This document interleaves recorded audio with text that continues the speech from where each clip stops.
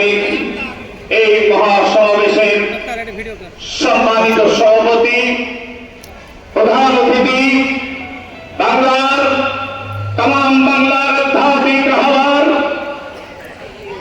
বাতিলের আতঙ্ক সাহেবের চরমায় বুদ্ধি ভরিয়া করে উপস্থিত আছেন বিভিন্ন সংগঠনের জেলা সভাপতি সহ বিভিন্ন সংগঠনের ওলামায়ে-কেরাম সামনে উপস্থিত আমার সহযোদ্ধা ভাইরা,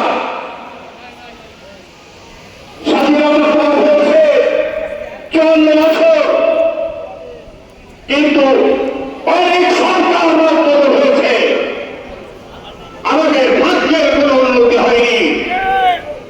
আমাদের ভাগ্যের কোনো উন্নতি হয়নি, তার কারণ কি? এতদিন আমরা দেখেছি এদেশ যারা শাসন করেছে তারা শাসনের নামে শোষণকে অব্যাহত রেখেছে। আজ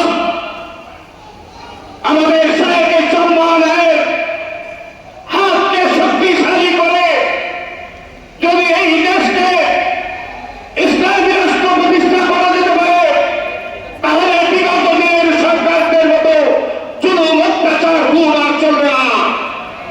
মানুষ তার অধিকার ফিরে হবে, মানুষ তার অধিকার ফিরে পাবে, হাত থেকে মাহরুম হবে না।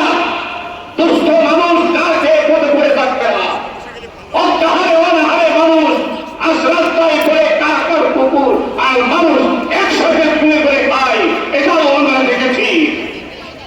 এই জন্য আমরা বলতে চাই, বিগত দিনে যেটা হয়েছে সেটা কোনো সরকারের হতে পারে না। আর যদি ইসলামী রাষ্ট্র কায়েম হয়, এটা সব ব্যাকুলতা, সব আকুলতা দূর